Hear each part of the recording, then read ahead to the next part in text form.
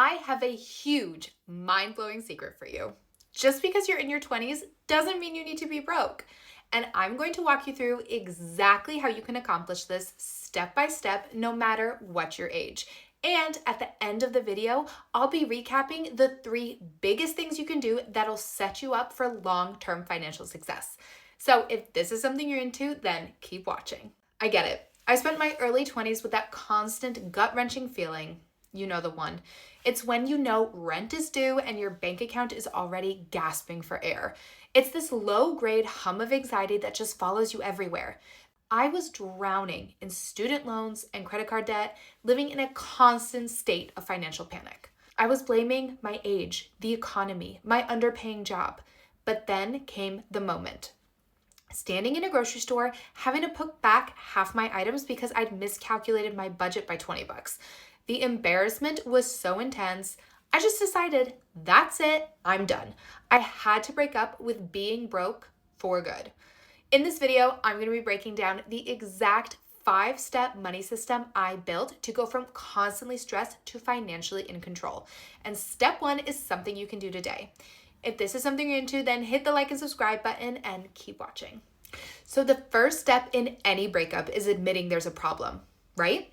For me, that meant finally facing the brutal, honest truth about where my money was actually going. For years, I was just winging it, operating on a system of what I like to call financial vibes. I'd glance at my bank account, feel a wave of dread, and then just hope for the best. Quickly close the app. That had to stop. So I did the one thing I'd been avoiding for years. I gave myself my very own financial audit. I sat down and I tracked every single dollar. I printed out my last 3 months of credit card statements and bank statements.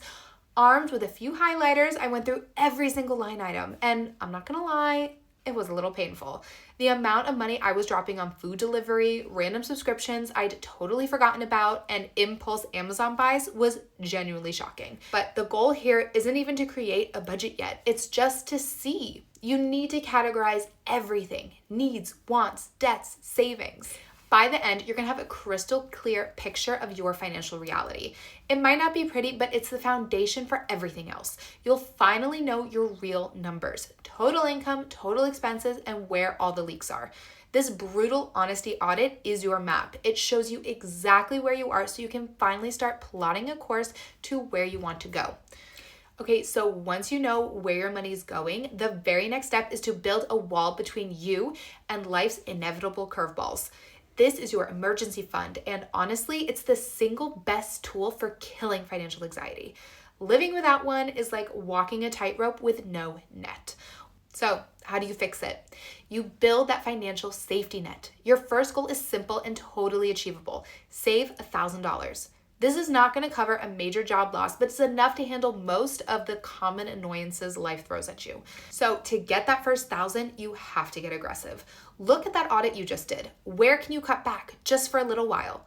For me, it meant canceling 3 streaming services I barely used, committing to cooking at home, and selling a bunch of old electronics and clothes I had lying around. I funneled every single extra dollar into a separate savings account until I hit that 4-figure mark. After that, the long-term goal is going to be to save 3 to 6 months worth of essential living expenses. Look at the needs you identified in step 1. Multiply that monthly number by 3, and that's your target. This might sound like a huge, impossible number, but you build it brick by brick, paycheck by paycheck. The key is to keep this money separate. Open a high-yield savings account for it.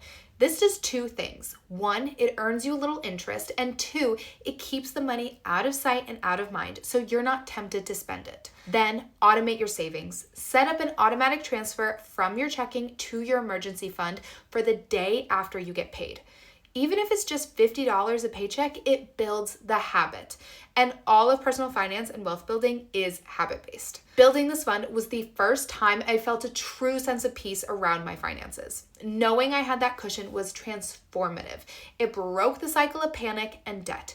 It gave me the freedom to make decisions based on what I wanted, not what I feared. It's not just a savings account, it's your ticket out of constant financial stress. Okay, so with your starter emergency fund in place, you now have a stable base to launch the attack on your biggest thing holding you back: high interest debt. I'm talking about credit card debt, the bad debt that's actively working against you. With interest rates so high, it can feel like you're running on a treadmill, making payments but getting absolutely nowhere. My relationship with credit cards in my early 20s was toxic. I used them for everything, telling myself that lie we all tell, I'll pay it off at the end of the month. But when the end of the month would come and I'd only have enough to make the minimum payment, the balance grew, interest piled up, and then that trapped feeling just got more and more intense. So first, stop digging. When you're in your debt payoff mode, you have to commit to not adding any new debt. Switch to your debit card or cash. Next, you need a strategy. There are two killer methods, the debt snowball and the debt avalanche. So the debt avalanche method is the most logical on paper. You list your debts from the highest interest rates to the lowest. You make minimum payments on everything, but you throw every extra dollar you have at the debt with the highest interest rate. Once that one's paid off, you take all the money you were paying on it and avalanche it into the next highest interest rate debt.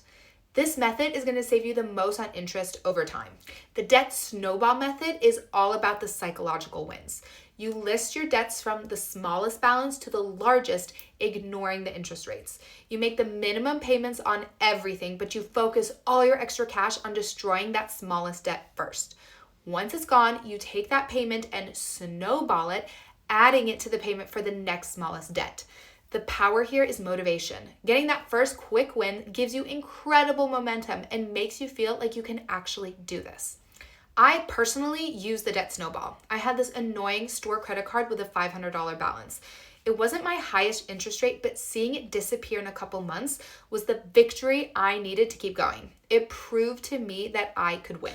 If this is all making sense and you're ready to start, make sure you subscribe. I post new videos every week with simple, realistic financial strategies to help you build a life you love, free from money stress.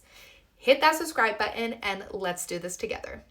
All right, so you've faced the truth, you're building your safety net, and you're attacking your debt. Now it's time to design a sustainable, long-term spending plan that doesn't feel like a prison. This is where we ditch the restrictive budget and create an empowering spending plan. The goal isn't to stop spending, it's to spend guilt-free on things you actually care about. The framework that completely changed my relationship with spending is the 50-30-20 rule. It's a simple and flexible and so effective. You take your after-tax income and divide it into 3 buckets. So 50% is going to be for needs. This is your survival and obligations. It covers your rent, mortgages, utilities, essential groceries, transportation, insurance, and those minimum debt payments. Half your income is going to go to keeping your life stable. If your needs are eating up way more than 50%, it's a red flag that you might have a problem with either your income or your major expenses, like housing or a car payment. It gives you a clear target. 30% for wants. So this is the fun bucket. This is for dining out, Netflix, hobbies, travel, shopping, anything that isn't absolutely necessary. The best part about this category is that it gives you permission to spend. It forces you to prioritize. Do I want a few expensive dinners or a weekend trip? It puts you in the driver's seat. So 20% for savings and debt repayment. This is your future you bucket, and it's the most important one for breaking up with being broke. This 20% is how you build wealth, and it's going to go towards your emergency fund, extra debt payments, so anything above the minimum, and investing for retirement. The aggressive extra payments you make to get out of debt faster come from this 20%. Once your high interest debt is gone, this entire 20% can be aimed at saving and investing. Okay, so this final step is what really seals the deal. It's how you go from constantly being good with money to making financial progress your default setting. It's all about automation. The most successful people don't rely on willpower. They build systems that make success almost inevitable. Take your emotions and sometimes weak willpower out of the equation. Automate your wealth machine. First, automate your bills. Rent, utilities, car payment, insurance, phone bill. Set them to autopay from your needs account. This ensures that you never miss a payment, which protects your credit score and avoids late fees. It's a simple move that clears a ton of mental clutter. Second, automate your savings and investments. The day after your paycheck hits, have automatic transfers send your 20% where it needs to go. a piece to your emergency fund, if it's not already fully funded, a piece to your extra debt payments, and a crucial piece towards your investments. This is where you really start building long-term wealth. Investing used to feel so complex and scary, like it was only for rich people, and it's not. The easiest way to start is with low-cost index funds or ETFs. Think of an ETF as a basket that holds tiny pieces of hundreds of different stocks. Instead of trying to pick one winning company, you're just betting on the whole market growing over time. You can open a retirement account like a Roth IRA, which lets your money grow and be withdrawn tax-free in retirement, and set up an automatic investment of $50, $100, or whatever you can afford each month. The amount you start with is way less important than the habit of starting. Thanks to compound interest, time is your superpower in your 20s. Every dollar you invest today is like planting a seed that can grow into a whole tree of dollars later on. The system does the heavy lifting, and that's the ultimate goal. So to build a system where growing wealth is your default plan. So I promised you at the end, I was going to give you a 3-step action plan recapping what you can do to ensure long-term financial success. Step 1, always pay your credit card on time. I know credit cards can feel scary or confusing, or maybe you've heard people say, just cut them up, they're dangerous.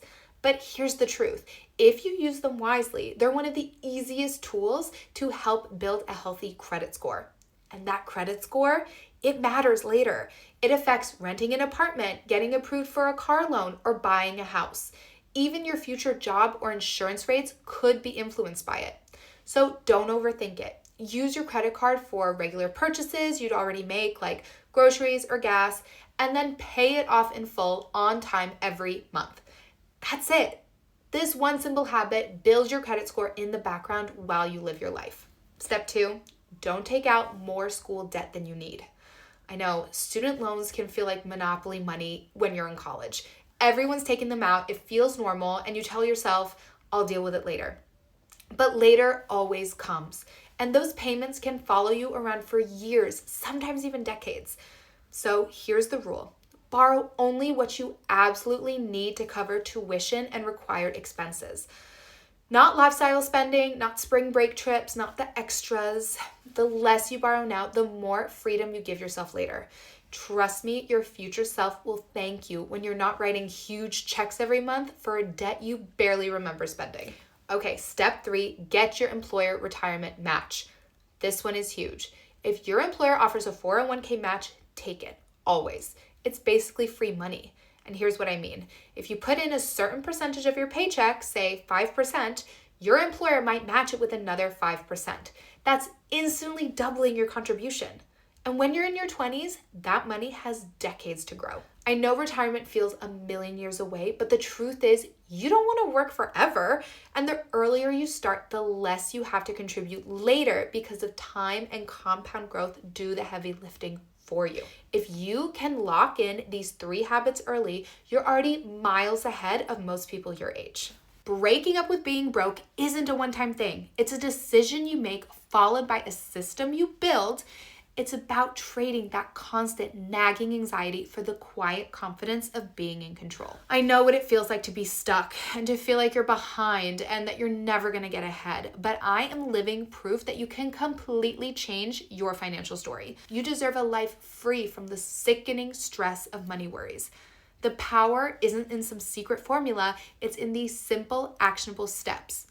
Start with step 1. Start today. You have everything you need to break up with being broke for good. If you like this video, hit the like and subscribe button, and I'll see you in the next one.